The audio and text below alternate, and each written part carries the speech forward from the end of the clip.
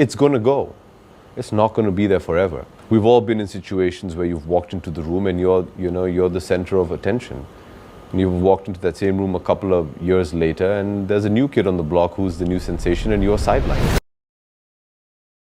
The shadow of a legendary figure and the pressure on the progeny to match or increase the impact that they had on the same field can be debilitating. There is an analysis regarding the film industry that legends who left their imprint at the movies, so much so that they are considered to be goats of acting, their children always find it tough to match up to the aura that they once or still possess. If you look at some of the most successful products of nepotism, either they are children of not so successful actors or filmmakers that could not have a profound impact as artists, so much so that they are considered legends. You look at Amir Khan, a son of a Hindi film producer and actor, but not a known commercial face in any way. Hrithik Roshan's father, Rakesh Roshan, for years was considered to be a mid-tier and mediocre actor, never considered to be in the same leagues as his contemporaries. Ajay Devgan, the son of an action director, Veeru Devgan. Vicky Kaushal, the son of action director, Shyam Kaushal. Veterans, yes, but more so individuals found behind the scenes. Shahid Kapoor, the son of Pankaj Kapoor, mostly considered to be the face of parallel cinema versus having massive impact commercially, not having the monetary capacity to bankroll his own son's debut.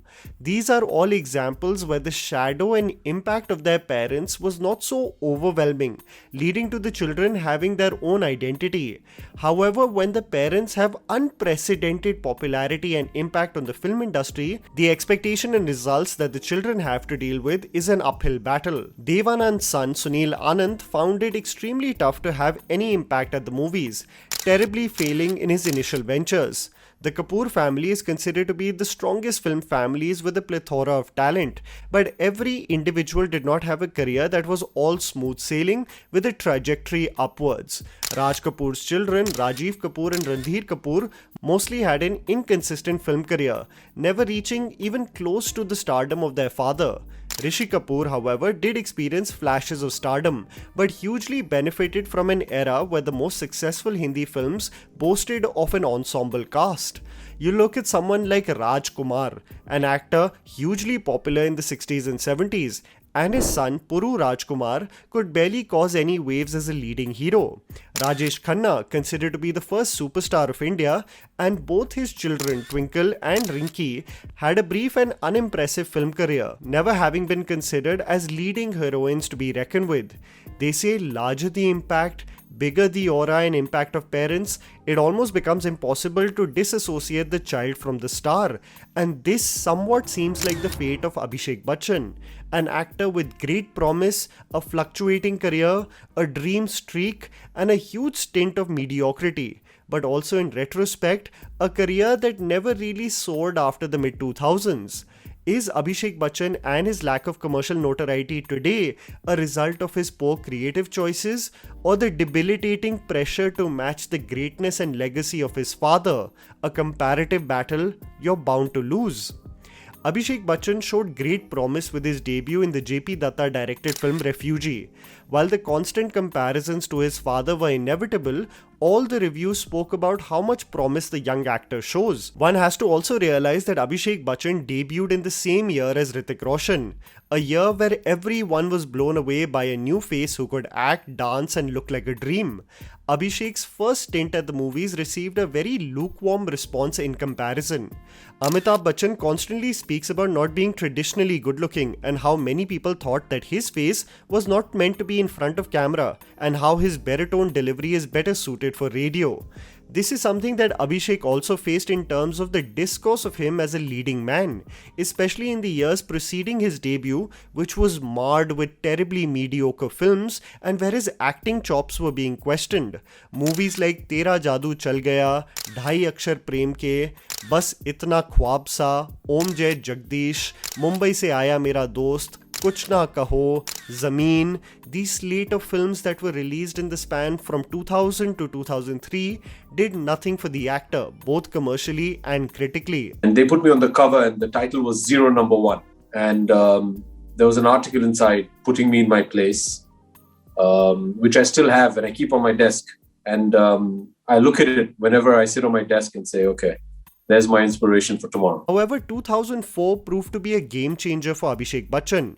The Mani Ratnam directed film Yuva showcased Abhishek as Lallan Singh. Usually reduced to the honorable and vanilla leading man in terrible films, he was absolutely unrecognizable as the unapologetic ruffian and goon. This was a range that many were not privy to, and it caught many off guard. While Yuva turned out to be a moderate success and gave Abhishek his first Filmfare Award, it was the Dhoom franchise that really brought him commercial notoriety. The duo of ACP Jai Dikshit and Ali became an instant hit with audiences. The case of superbikes on the streets of Mumbai was a feast for a young multiplex-going audience. And even though I believe that the Dhoom franchise is all about the villains, John Abraham really being a standout for me as Kabir, Abhishek's contribution to the film and role cannot be discounted. This is where the rise of Abhishek the actor and star was for everyone to see. Abhishek would showcase a versatility not only with his film roles but genres of films he was attempting. One would think that at the prime of your career, to share screen space with a legend like your father would be career suicide, as he is bound to steal every scene.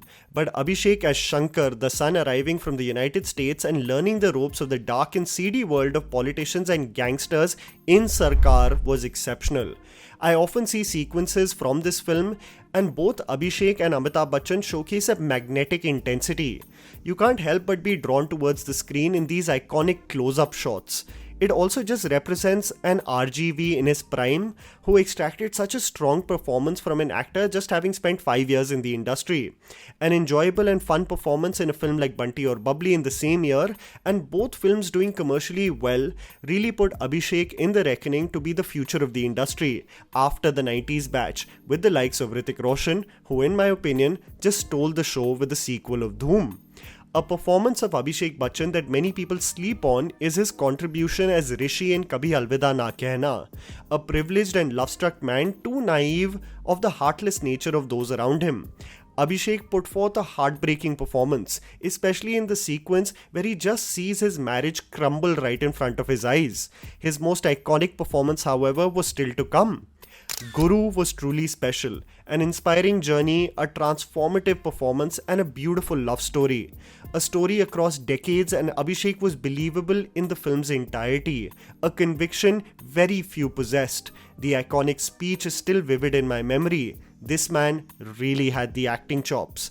This career was only going to soar to higher ground. But this was not the case. This is where I equate a lull period of Abhishek to many creatively poor choices that led to an inconsistent career. Movies like Jhoom Barabar Jhoom, Laga Chunari Mein Daag and Drona would exist in the same time period as Dostana and Sarkar Raj. An interesting attempt with Delhi 6 would be followed by one of the biggest colossal financial failures in his career in the form of Khele Hum Ji Jaan Se. This is when Abhishek tried to pivot towards the stylized action genre. The Dhoom franchise seemed to have garnered him a lot of success, so might as well pivot towards what works. Movies like Game and the unintentionally funny Players caused no waves whatsoever, and what developed was a negative connotation to an Abhishek Bachchan-led film. This is the same era in which the new talent was emerging in the form of Ranbir Kapoor and Ranveer Singh, who were causing massive waves with movies like Rockstar and Band Baja Bharat respectively.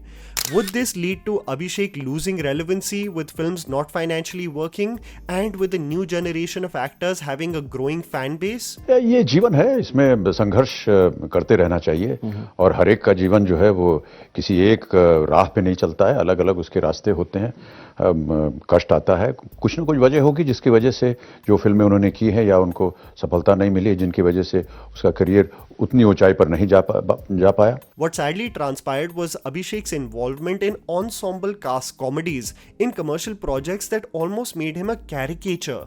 The actor, who was otherwise versatile in his film choices in the mid-2000s, was reduced to playing the comedic relief in mediocre films like Bol Bachchan, Happy New Year and Houseful 3.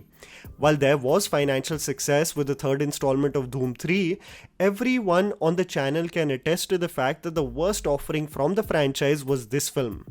How did Abhishek get reduced to a supporting actor only meant for throwaway gags? How did his career transition from a dramatic, capable and versatile leading actor to just comedic relief? This transition and the lack of quality in work seemed to perturb Abhishek in public interviews too, and led him to taking a break from movies in 2016. The jinx is finally broken. You're having a great run at the box office, especially The what is broken? the jinx, the bad spell, at the box office. Wow, It's that's harsh. it's a compliment. Wow, that's really mean. No, but then No, that really is very mean. There seems to be a new innings of sorts with the ventures that Abhishek Bachchan is associating with since 2018.